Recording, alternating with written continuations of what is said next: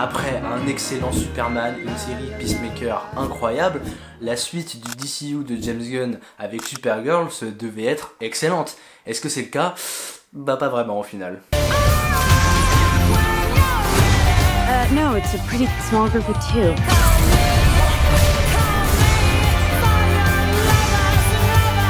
What's Superman like? He sees the good in everyone. And I see the truth.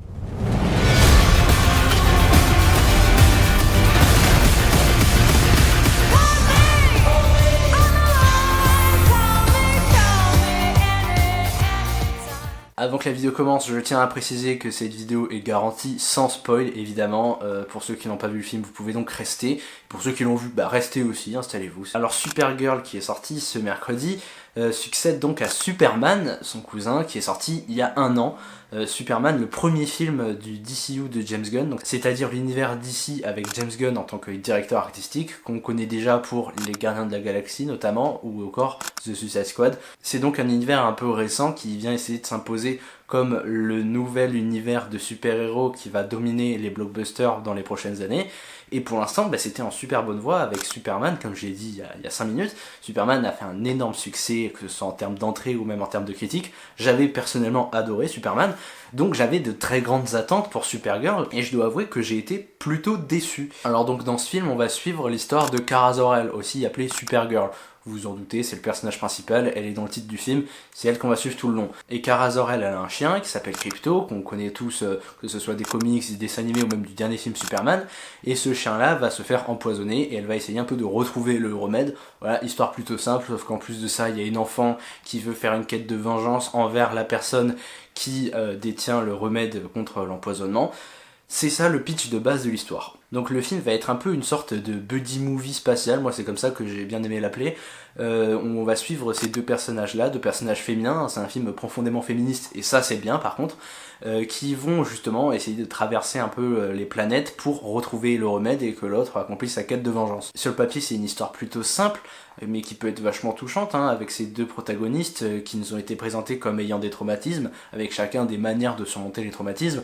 Par exemple, l'enfant qui veut accomplir sa quête de vengeance, elle est traumatisée d'avoir vu sa famille mourir. C'est pas du spoil, hein, c'est vraiment le pitch du film. Et justement, elle, sa manière de surmonter les traumatismes, c'est la vengeance et la violence. Et d'un autre côté, on va avoir Kara Zor-El, donc Supergirl, qui elle est traumatisée d'avoir vu sa planète globalement disparaître, et donc toute sa famille. C'est pas du spoil aussi, hein, c'est vraiment dans le pitch du personnage du film et de tous les comics Superman et Supergirl. Et donc elle, son moyen de surmonter ses traumas, ça va être un peu l'alcool. Et franchement, il y avait matière à faire avec ces personnages-là, de un peu faire un buddy movie centré sur les traumas et les manières de surmonter les traumas.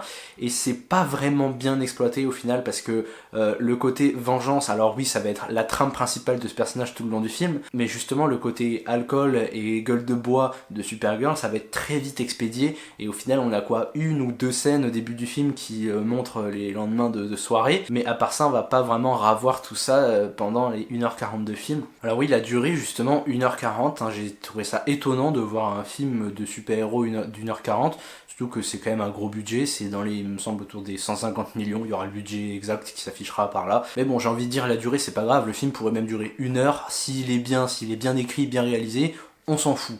Là, est-ce que c'est le cas? Bah pas vraiment. Pour moi, il y a un point fondamental qui revient dans ce qui m'a déçu dans le film, c'est les personnages. Les personnages sont vraiment vides et que en surface. Donc on a Supergirl qui est jouée par Millie Alcock, que j'ai trouvé franchement génial par contre dans le rôle. Mais ce qui est dommage, c'est que justement elle va pas être vraiment exploitée comme elle nous a été montrée dans les bandes annonces ou même dans le film Superman, où vraiment avec une addiction à l'alcool, des problèmes de traumatisme. Non, elle va être juste là pour trouver un remède pour son chien. Oui, ça peut être une bonne quête de personnage, c'est l'enjeu principal du film, sauver son chien, sauf que je trouve que c'est un enjeu qui va être très vite oublié et oubliable, puisque ça va pas se voir dans son apparence qu'elle a vraiment la rage, que ce soit dans son apparence, dans les coups, dans sa manière de parler, d'être. Elle a l'air plutôt, on va dire, détente. Alors ça, c'est peut-être que mon point de vue, peut-être que mon ressenti, mais j'ai pas vraiment trouvé qu'il y avait une rage. Je voulais une certaine rage dans le personnage, mais que je n'ai pas pu retrouver justement, parce que Krypto, c'est son chien, c'est toute sa vie, c'est tout son attachement émotionnel à son passé et à son présent. et j'aurais bien voulu qu'il y ait vraiment un moment de rage où elle ne retient pas ses coups, parce qu'un kryptonien, ça a de la force, hein, ça met des grosses patates, on peut le voir, Superman il met des sacrées patates dans le film de 2025, et là justement on manque de ça. Alors après, heureusement, Millie Alcock est géniale dans le rôle, et je trouve qu'elle fait une super girl, mais ce que je comprends pas par contre, c'est la vague de harcèlement qu'elle subit à propos de son physique, de gens qui disent qu'elle est moche. Alors déjà, ça se fait pas de critiquer les gens sur le physique, et en plus, je suis pas du tout d'accord, voilà. Donc voilà, le personnage de Supergirl, qui est quand même le personnage principal du film, c'est celui qui porte le titre, c'est celui qui porte l'affiche, eh bien il est un peu en demi-teinte. On nous présente des problèmes, un passé, des enjeux, mais qui vont être très vite traités et très vite oubliés au final. Je trouve ça dommage. Heureusement, il y a un point que j'ai trouvé très intéressant sur ce personnage, c'est les flashbacks. Alors oui, on a des flashbacks dans ce film, la manière dont c'est amené, j'ai trouvé ça vraiment très bourrin, vraiment lourd, mais les flashbacks en eux-mêmes sont plutôt intéressants, plutôt touchants, notamment de son enfance, de son adolescence, et ça fait que quand on la reverra dans la suite des projets du DCU, eh ben on aura un peu plus d'attachement pour elle, et j'ai trouvé ça bien d'inclure justement des flashbacks comme ça dans l'histoire. Et donc aux côtés de Supergirl, on va avoir un second personnage qui est une enfant, elle s'appelle Ruthie, elle est jouée par Eve Ridley. Et là, je vais être plutôt direct, j'ai pas du tout aimé le personnage et son jeu. Ça aurait pu être intéressant de justement confronter deux univers, deux personnalités complètement différentes, sauf que là, bah, c'est pas du tout joué comme ça devient un personnage, je trouve, ridicule, qui est presque là pour la blague, ça devient presque un comique de répétition, sa quête de vouloir tuer la personne qui a tué sa famille. J'ai vraiment trouvé le personnage pas du tout pertinent, je trouve qu'il apportait rien vraiment d'intéressant au récit, et rien à Supergirl, et ça m'a un peu dérangé ce personnage. Concernant l'actrice Eve Ridley, je suis pas très fan de son jeu, après ça concerne que mon avis, hein. Je sais pas si le personnage va revenir dans le DCU, encore moins l'actrice.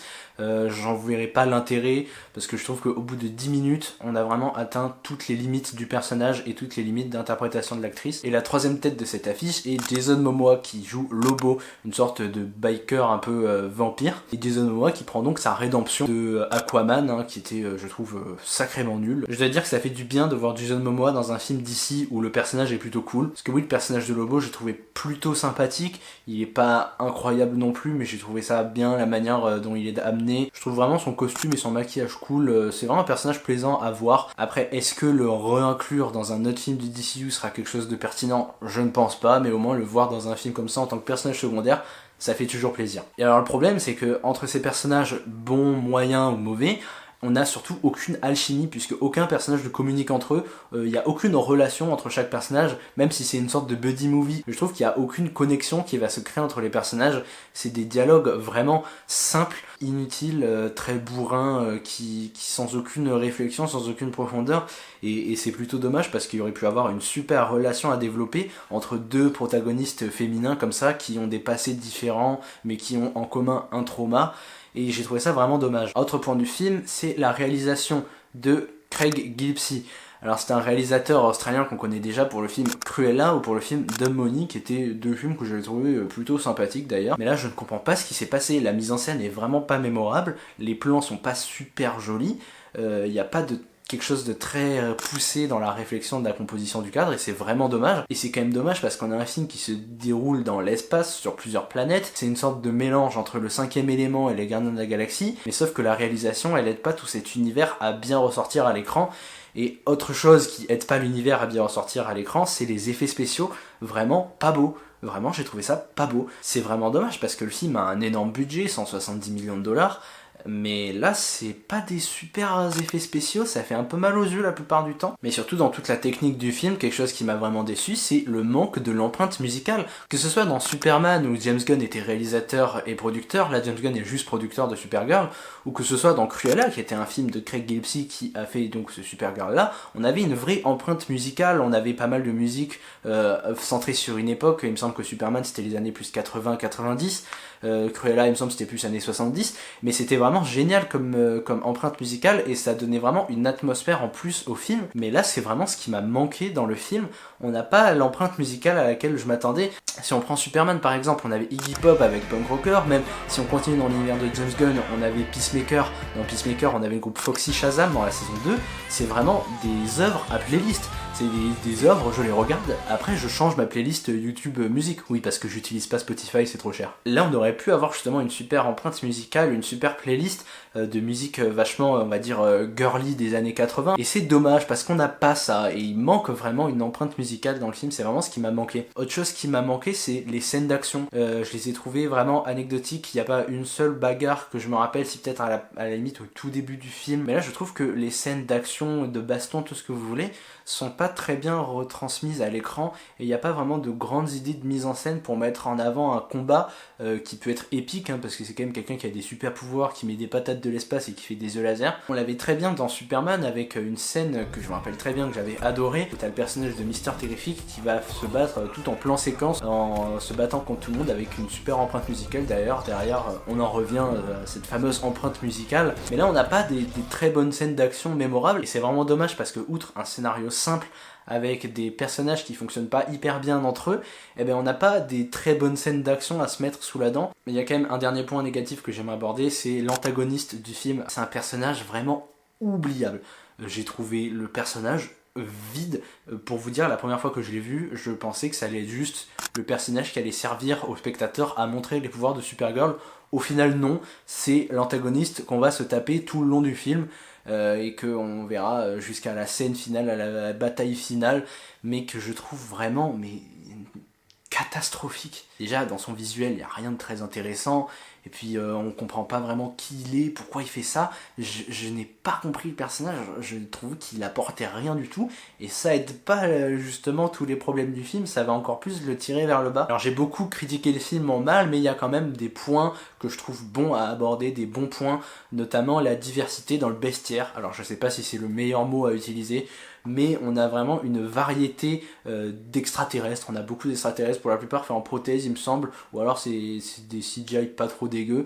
J'ai trouvé ça vraiment bien, ça fait vraiment bien de voir plusieurs personnes. Et autre point positif, c'est les thèmes qui sont abordés, même si pour la plupart ils sont pas très bien développés, c'est quand même des thèmes que je trouve intéressants et qui sont rarement amenés dans des films de super-héros. Donc on a dans les thèmes abordés le trafic de femmes et d'enfants, on a aussi le patriarcat, mais aussi les addictions à l'alcool. Et malgré que ce soit pas hyper bien développé, eh ben c'est quand même bien, je trouve, d'amener ce genre de thème à Hollywood. C'est quelque chose qu'on fait rarement. D'habitude, on tourne toujours autour des mêmes thèmes dans les films de super-héros surtout. Mais bon, quand même, devant ce film, j'ai passé un bon moment.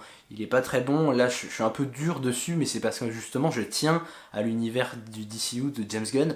J'ai hâte de voir les prochains projets. Cet été on a la série Lanterne qui sort, on a aussi le film Superman Man of Tomorrow qui sortira l'année prochaine, où on aura justement notamment le retour de Supergirl, de Superman et aussi de Peacemaker. J'en ai déjà parlé, mais la série Peacemaker c'est un coup de cœur énorme, et c'est justement parce que je tiens à cet univers que je suis dur. Mais bon, le film en soi, il est pas très bon. Si on pouvait le comparer à d'autres films de super-héros, je comparais à Captain Marvel. C'est des films médiocres, mais ça reste quand même sympa à voir. Et je trouve ça dommage parce que là, on avait l'occasion de faire un super film de super-héros sur un personnage féminin. Mais non, ça a encore raté, comme ça l'a déjà fait avec Captain Marvel ou Black Widow. Et c'est dommage parce qu'on aurait pu avoir justement une figure féminine dans l'univers des super-héros, une figure féministe en plus d'être féminine. Mais on l'a pas eu et c'est vraiment dommage. On est plusieurs jours après, pendant que je suis en train de faire mon montage, je me suis rendu compte que j'ai oublié d'aborder un élément que je trouve hyper bien dans ce film, c'est l'absence de scène post-générique. Alors je trouve ça génial qu'il n'y ait pas de scène post-générique parce que maintenant, avec surtout le MCU, on est habitué à aller voir un film de super-héros pour la suite. On se concentre pas sur le film en lui-même, on y va pour voir à la fin ce que ça va nous apporter pour la suite des films qu'on va voir. Et là en l'occurrence, on se concentre vraiment sur le film et son personnage et sur la fin qu'il nous apporte, et on n'a pas de scène post-générique qui va comme ça nous teaser un futur qui arrive bientôt. Donc je trouve ça vraiment très bien parce que si on prend par exemple les derniers films du MCU, par exemple les 4 Fantastiques, on l'attendait pas tant pour le film en lui-même, mais pour la fin que ça allait nous apporter, avec un potentiel teasing sur le film Avengers Doomsday qui arrive en décembre. Alors oui, évidemment, on a quand même un petit teasing pour la suite, mais c'est pas non plus quelque chose de très gros, c'est juste bien pour apporter un avant-goût de ce qui va arriver, mais sans pour autant nous faire un trop gros teasing qui va nous faire oublier le film qu'on a vu. Donc je l'ai noté 3 sur 5 sur Letterboxd, c'est quand même une bonne note parce que comme j'ai dit dans le film on passe un bon moment devant, même s'il est loin d'être parfait. On va le voir un soir après une journée fatigante, on pose le cerveau, ça reste agréable à regarder même si c'est pas très beau visuellement. Mais bon voilà, ça aurait pu être un très bon film et c'est pour ça que je suis déçu parce que c'est un potentiel gâché. Est-ce qu'on aura une suite à Supergirl? Je ne sais pas. En tout cas, on aura une suite au personnage dans les prochains films, ça c'est sûr. J'ai hâte de voir ce qu'elle nous réserve par la suite, j'ai hâte de voir surtout quand elle va repasser devant la caméra de James Gunn comment ce sera, je pense que ce sera mieux qu'avec ce film. En tout cas le film fait un sacré flop au box-office, très peu d'entrées, je pense qu'il sera pas rentable. Je crois que le démarrage a été moins bon que The Flash, voilà, The Flash que j'avais trouvé vraiment immonde en tout point. Enfin bref, on n'est pas ici pour parler des films Flash, on est là pour parler de Supergirl et je viens de vous dire tout ce que je pensais sur ce film. Merci de m'avoir écouté jusque là, on se retrouve très prochainement pour une autre vidéo.